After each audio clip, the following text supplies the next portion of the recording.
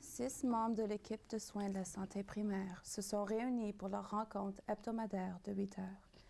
Le but de cette réunion est d'élaborer un plan d'action pour les clients. Sont présents à cette réunion Uchi Mwamisi, psychologue, Michel Paré, pharmacien, Dominique Morissette, travailleuse sociale, Joël Choquette, ergothérapeute, Lise Auger, médecin de famille, et Renée Cartier, infirmière. Bonjour tout le monde. Bonjour. Bon, une autre journée bien chargée nous attend tous. Alors, commençons tout de suite. On a prévu 1 heure pour la réunion ce matin.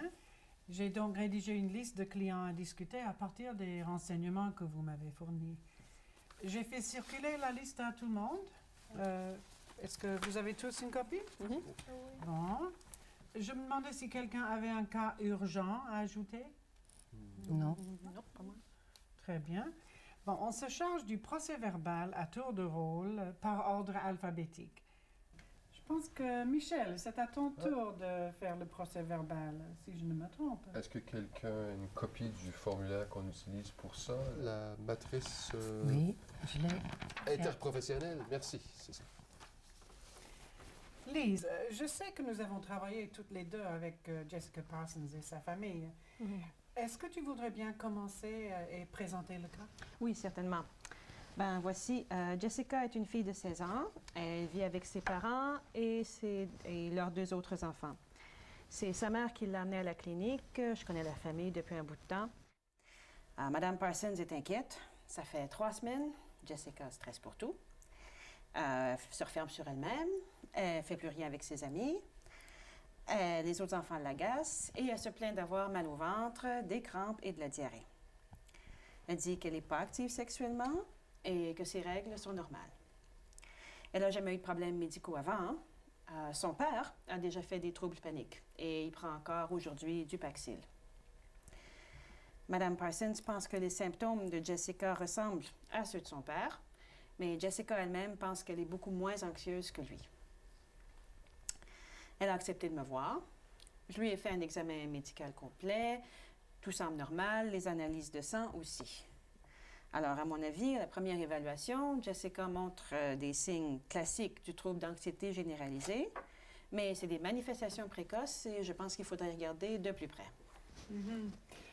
Moi-même, j'ai vu cette famille en thérapie familiale il y a environ 2 ans, quand il y avait des conflits conjugaux et d'autres difficultés encore.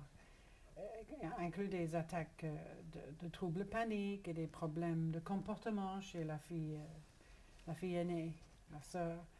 Cette famille a de nombreux points forts, vous savez. Ils ont vraiment réussi à se rapprocher et à s'entraider beaucoup.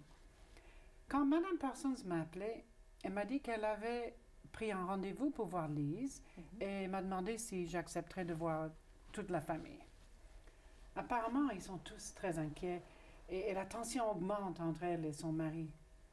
Le rendez-vous est pour la semaine prochaine et je lui ai dit que nous discuterions du cas de Jessica pendant la réunion de l'équipe aujourd'hui. Lise, est-ce que tu as une idée pourquoi les symptômes d'anxiété se manifestent maintenant? Est-ce qu'il y a eu des changements récemment dans sa vie? Oui, elle vient de casser avec son chum. Je me suis aussi demandé si elle ne pouvait pas être enceinte. Mais autrement, ils n'ont rien mentionné d'autres changements. Puis à l'école, elle réussit-elle bien? Ses résultats restent moyens, des B. Jusqu'à maintenant, elle a manqué 2 ou 3 jours à cause des troubles intestinaux. Et je pense que c'est un domaine où il pourrait y avoir des problèmes. Alors, j'ai l'intention de discuter avec eux au le prochain rendez-vous la semaine prochaine. Muchimo, est-ce que tu penses que cette jeune femme serait une bonne candidate pour notre groupe qu'on veut mettre en place? Ça serait un groupe d'adolescents qui souffrent de symptômes d'anxiété et de dépression. D'après ce qu'on a dit, ce serait une très bonne candidate. Nous allons suivre la méthode cognitive du comportement avec une formation en technique de gestion de l'anxiété. Les jeunes réagissent bien en groupe de pairs et ça nous permettra de savoir s'il faudra prévoir des séances individuelles plus tard. Une autre évaluation de l'état d'anxiété serait utile et je pourrais certainement aussi l'avoir. Oh, merci, Muchimu. Je vais recommander ça à Jessica. D'habitude, j'aime mieux attendre une étude approfondie et puis essayer d'autres traitements avant de recourir aux médicaments. Et un groupe, c'est exactement ce qu'il nous faut. Merci beaucoup. Dans ces cas-là, décider du moment exact pour commencer les médicaments, c'est toujours difficile. Et Michel, je me demandais, si on venait à décider plus tard, après une autre évaluation, que Jessica vraiment a besoin de thérapie médicinale, qu'est-ce que tu penses des ISRS dans le cas des adolescents? Les ISRS, en fait, sont plutôt déconseillés pour ce groupe d'âge-là.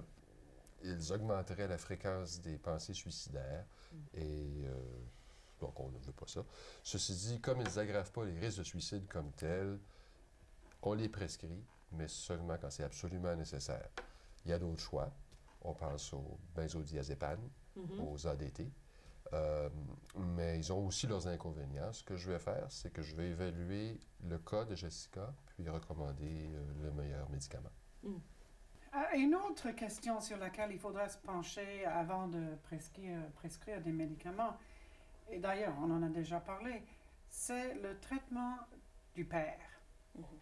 Bien qu'il prenne son médicament, je sais qu'il a toujours du mal à accepter qu'il doive le prendre. Et je sais que Mme Parsons a déjà essayé de convaincre de s'en passer, mais ça cause beaucoup de friction entre les deux.